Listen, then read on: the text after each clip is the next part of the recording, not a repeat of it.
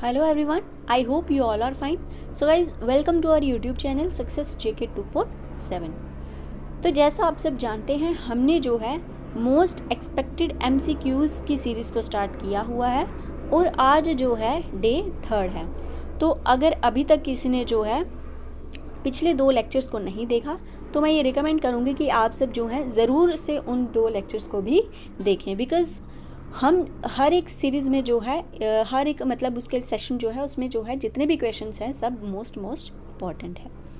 तो session start करने से पहले आप सब जो है पेन और पेपर को जो है रेडी रखें, बिकॉज़ जो भी मैं हर एक क्वेश्चन में एडिशनल इन्फॉर्मेशन प्रोवाइड करती हूँ वो PDF में ऐड नहीं होती। क्लियर? तो जैसे जैसे मैं आपको बताते चलूँगी आपने क्या है उनके शॉर्ट नोट्स बना लेने हैं। तो स्टार्ट करते हैं फिर सेशन को। क्वेश्चन नंबर 1 है, As per census 2011, which district of J&K has the lowest literacy rate? कि 2011 सेंसस के अकॉर्डिंग जम्मू कश्मीर की ऐसी कौन सी डिस्ट्रिक्ट है जहाँ पे जो है सबसे कम जो है लिटरेसी रेट है? ऑप्शन ए है जम्मू, ऑप्शन बी है उधमपुर, ऑप्शन सी है रामबन और ऑप्शन डी है Shopian. So guys correct answer इसका आ जाएगा option C, that is Ramban. Ramban में जो है सबसे कम लिटरेसी रेट है और कितना है 56.90%। अब एडिशनल इन्फॉर्मेशन क्या है कि अगर हम बात करें कि जम्मू कश्मीर में टोटल लिटरेसी रेट कितना है तो वो आ जाएगा 68.74 जो है ये टोटल लिटरेसी रेट है जम्मू कश्मीर का। क्लियर? अब बात आ जाती है लोएस्ट, तो हमने देख लिया रामबन है, बट हाईएस्ट लिटरेसी रेट कौन सी डिस्ट्रिक्ट में है तो वो है आपकी जम्मू डिस्ट्रिक्ट और वहाँ पे कितना है 89.66%। क्लियर? अब आई होप आपको चीज़ें क्लियर हुई होंगी। टोटल लिटरेसी रेट कितना 68.74 और लोएस्ट किसमें रामबन और हाईएस्ट जम्मू। सो बढ़ते हैं नेक्स्ट क्वेश्चन की ओर। क्वेश्चन नंबर 2 है, as per NITI Aayog's SDG India index 2020 to 2021 J&K has been put in which category? तो जैसे आपको पता होगा कि सस्टेनेबल डेवलपमेंट गोल इंडेक्स जो है वो कौन रिलीज़ करता है? नीति आयोग। तो अब हमसे क्वेश्चन में पूछा जा रहा है कि जम्मू कश्मीर को जो है कौन सी कैटेगरी के अंडर रखा गया है? ऑप्शन ए है आपका एस्पायरेंट 0 to 49, ऑप्शन बी है परफॉर्मर 50 to 64, ऑप्शन सी है फ्रंट रनर 65 to 99 और ऑप्शन डी है अचीवर 100। तो सबसे पहले करेक्ट आंसर इसका क्या आ जाएगा? Option C, that is front runner और स्कोर कितना 65 to 99। अब बात आ जाती है कि ये जो स्कोर है किसके बेसिस पे मिलता है या जो भी कैटेगरी जो है किसके बेसिस पे मिलती है। तो सस्टेनेबल डेवलपमेंट गोल्स के इम्प्लीमेंटेशन कौन सी स्टेट या कौन सी यूटी किस प्रकार से कर रही है तो उसी हिसाब से उसको वो स्कोर प्रोवाइड कर दिया जाता है। तो जम्मू एंड कश्मीर का क्या स्कोर रहा है 65 और 99 के बीच ही है और कौन सी कैटेगरी के अंडर रखा हुआ है? Front runner. अब सबसे इम्पॉर्टेंट बात आ जाती है सस्टेनेबल डेवलपमेंट गोल्स की। ठीक है, तो अगर हम बात करें सस्टेनेबल डेवलपमेंट गोल्स की तो टोटल सस्टेनेबल डेवलपमेंट गोल्स हैं कितने? आपने याद रखना है 17। तो सस्टेनेबल डेवलपमेंट गोल्स जो ये कब आए 2015 में और ये टारगेट रखा हुआ है कि 2030 तक जो है इन गोल्स को अचीव करना है। क्लियर? आपने याद रखना है कि सस्टेनेबल डेवलपमेंट गोल्स जो हैं कब जो है इनको मतलब मानने लगे 2015 और कब तक इनका टारगेट रखा है कंप्लीट करने का 2030 और टोटल हैं कितनी 17। और 2015 से पहले क्या था? मिलेनियम डेवलपमेंट गोल्स थे। ठीक है, तो अब हम क्या करेंगे 17 गोल्स को एक एक करके देखेंगे, बिकॉज एग्जाम में ये पूछा भी जाता है, डायरेक्ट आपसे पूछ लेंगे कि हाँ भाई बताइए कि गुड क्वालिटी जो है कौन सा सस्टेनेबल डेवलपमेंट गोल है। तो आपने इसको एज इट इज़ लर्न करना है। ये जो है फर्स्ट नंबर पे आ जाती है नो पॉवर्टी, मतलब कि बिल्कुल गरीबी को हटाना है। ऑप्शन 2 आ जाती है ज़ीरो हंगर, की भूख को जो है वो मिटाना है, कोई भी इंसान जो है भूखा नहीं रहना चाहिए। गोल नंबर 3 है गुड हेल्थ एंड वेलबींग। ठीक है, अच्छी हेल्थ और अच्छी हेल्थ जो है ये कौन से गोल के अंडर कवर होती है? गोल 3। गोल नंबर 4 है क्वालिटी एजुकेशन। गोल नंबर 5 है जेंडर इक्वलिटी। गोल 6 है clean water and sanitation. Goal 7 आ जाएगा affordable and clean energy. Goal 8 है कि decent work and economic growth. Goal number 9 है इंडस्ट्री मोटिवेशन एंड इंफ्रास्ट्रक्चर। और गोल 10 क्या आ जाएगा, रिड्यूस इनइक्वालिटी, की इनइक्वालिटी जो है उसको टोटली रिड्यूस करना है।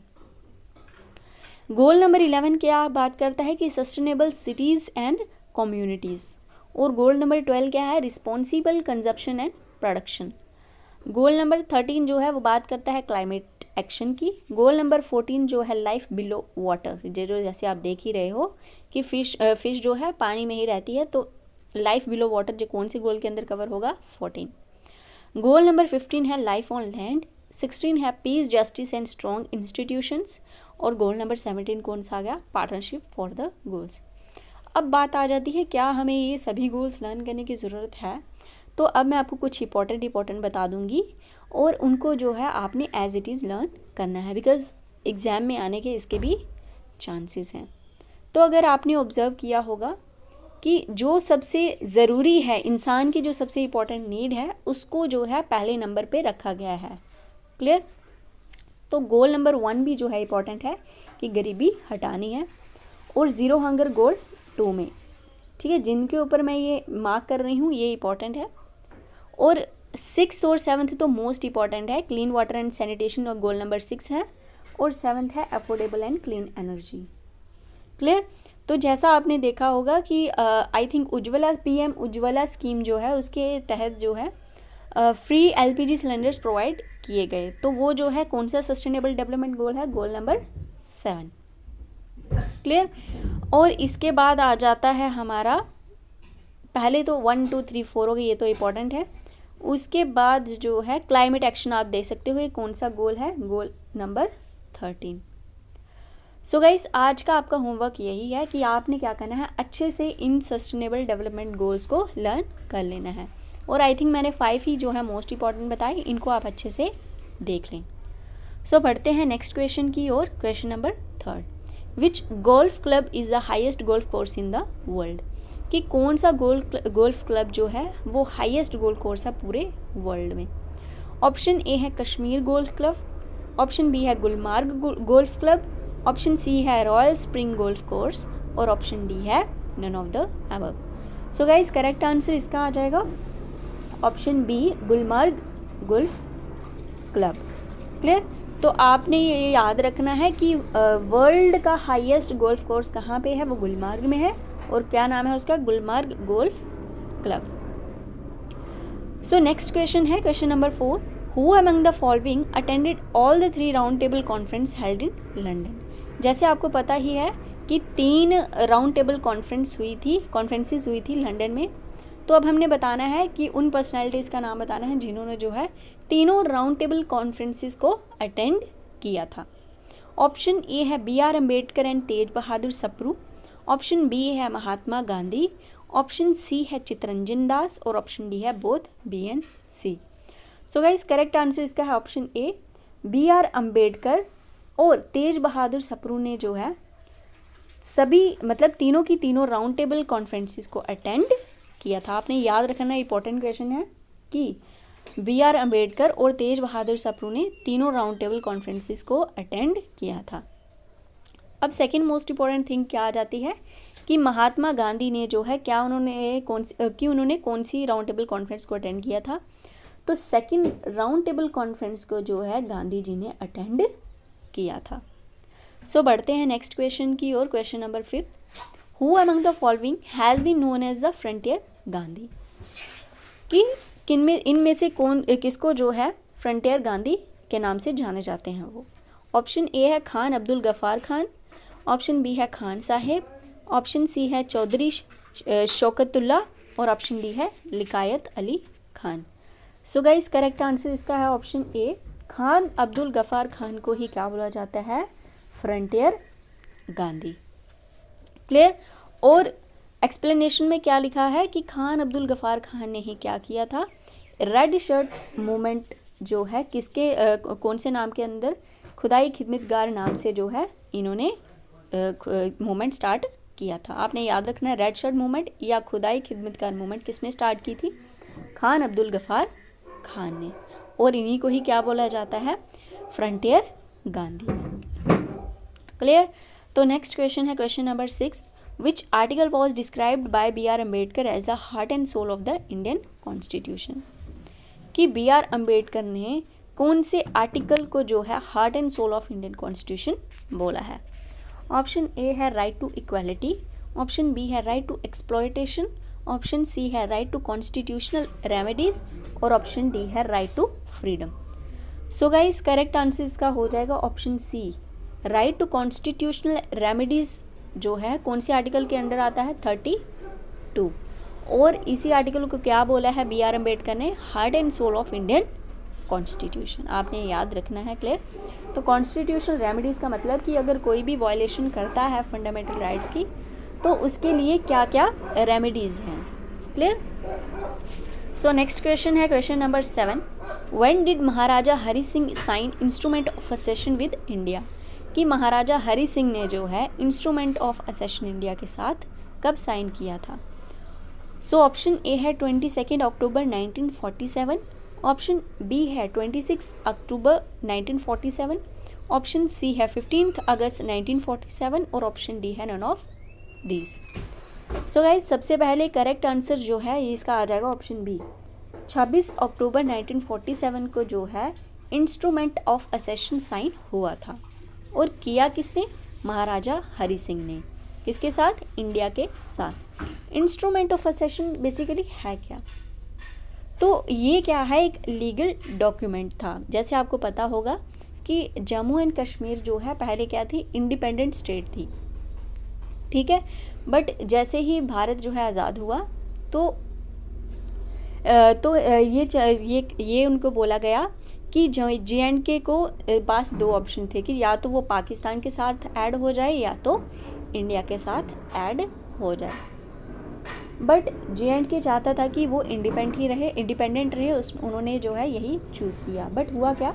पाकिस्तान के ही कुछ लोगों ने क्या किया? मिलिट्री अटैक स्टार्ट कर दिए इंडिया में नहीं JNK में। तो हरि सिंह इससे डर गए, उन्होंने हेल्प मांगी इंडिया से कि हाँ भाई हमारी हेल्प करो। इंडिया वालों ने क्या किया कि बोला कि हम आपकी हेल्प करेंगे, बट उसके लिए एक कंडीशन है। और कंडीशन क्या थी? कि आपको जो है इंडिया का पार्ट बनना पड़ेगा। क्लियर? तो तब से ही क्या है महाराजा हरि सिंह ने इंस्ट्रूमेंट ऑफ असेशन साइन किया था कि आज से जो है हम जम्मू एंड कश्मीर का पार्ट हैं। क्लियर? और ये कब साइन हुआ था? 26 अक्टूबर 1947 को। क्वेश्चन नंबर 8 है which of the following pairs are correctly matched? So question number 8 है कि which of the following pairs are correctly matched. अब क्या है? यहाँ पे स्टेट्स के नाम है और यहाँ लेफ्ट हैंड साइड पे क्या है? डांसेस के नाम है और राइट हैंड साइड पे क्या है? स्टेट्स के नाम है। अब हमने बताना है कि इनमें से कौन सा पेयर जो है करेक्टली मैच है। ऑप्शन ए है आपका कुचिपुड़ी मध्य प्रदेश, ऑप्शन बी है कथकली केरला, ऑप्शन सी है भारतनाट्यम आंध्र प्रदेश और ऑप्शन डी है कथक तमिलनाडु। तो आपने जो है याद रखना है, इसमें से सही आंसर पहले है option B that is Kathakali. Kathakali जो है कौन सी स्टेट का डांस फॉर्म है? वो है केरला का। क्लियर? आप ये याद रख सकते हैं कि कथकली जो है कौन सी स्टेट का डांस है? केरला का। अब इम्पॉर्टेंट डांसेस और भी जैसे भारतनाट्यम जो है कौन सी स्टेट का डांस है? वो आ जाएगा आपका तमिलनाडु। क्लियर? आपने याद रखना है तमिलनाडु भारतनाट्यम। और जो है कथकली किसका? केरला का। कुचिपुड़ी जो है वो किसका है? वो मध्य प्रदेश का नहीं है, वो किसका है? आंध्र प्रदेश का। क्लियर? फिर से रिकैप करते हैं कि कथकली किसका? वो आ जाएगा केरला का। भारतनाट्यम जो है वो किसका आ गया? तमिलनाडु का। और कुचिपुड़ी जो है वो किसका आ गया? आंध्र प्रदेश का। सो क्वेश्चन नंबर 9 जो है which one of the following country host BRICS summit 2021? कि कौन सी कंट्री ने जो है ब्रिक्स समिट 2021 को होस्ट किया? कौन सी कंट्री ने ब्रिक्स 2021 समिट को होस्ट किया? ऑप्शन ए है बांग्लादेश, ऑप्शन बी है इंडिया, ऑप्शन सी है रशिया और ऑप्शन डी है चाइना। सो गाइस आपने याद रखना है कि ब्रिक्स समिट 2021 जो है किसने होस्ट किया है, इंडिया ने।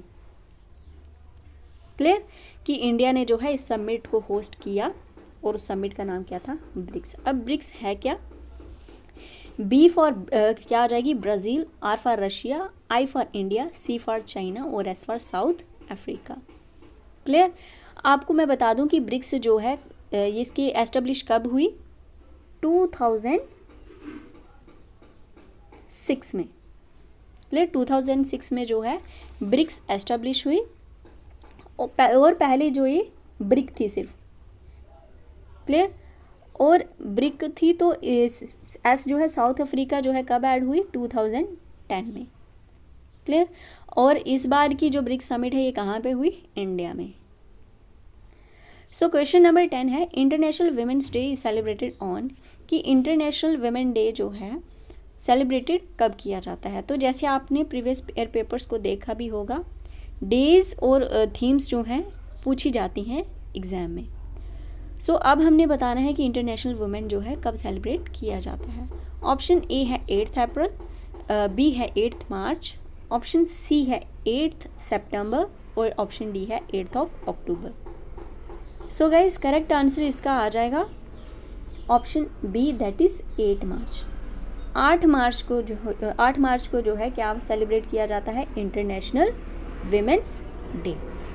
अब मैं आपको कुछ और भी इम्पोर्टेंट डेज बताऊंगी, जैसे इंटरनेशनल योगा डे। तो इंटरनेशनल योगा डे कब सेलिब्रेट किया जाता है, हर साल 21 जून को। और आप सब ने क्या करना है, कमेंट सेक्शन ये मुझे बताना है कि इंटरनेशनल योगा डे की जो 2021 की थीम क्या थी। थीम बतानी है आपने इंटरनेशनल योगा डे 2021 की। तो अब बात आ जाती है कि वर्ल्ड इन्वायरमेंट डे। तो जैसा आपको पता है कि वर्ल्ड इन्वायरमेंट डे जो है कब सेलिब्रेट किया जाता है, 5 जून को। 5 जून को क्या सेलिब्रेट किया जाता है, वर्ल्ड इन्वायरमेंट डे। तो 2021 वर्ल्ड इन्वायरमेंट डे की थीम क्या थी, इकोसिस्टम रिस्टोरेशन। ये आपने याद रखनी है थीम कि इकोसिस्टम रिस्टोरेशन जो है वर्ल्ड इन्वायरमेंट डे 2021 की थीम थी। क्लियर।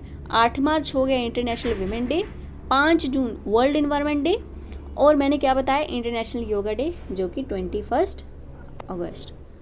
आई होप गाइज आपको जो है सेशन अच्छा लगा होगा, चीज़ें क्लियर हुई होंगी। तो अगर आपको जो है ये सीरीज़ पसंद आ रही है तो आप ज़्यादा से ज़्यादा लाइक करें और शेयर करें और सब्सक्राइब कर दें हमारे चैनल सक्सेस JK 247 को। सो गाइज एंड करते हैं फिर सेशन को यहीं पे। Thanks for watching guys, bye bye, take care.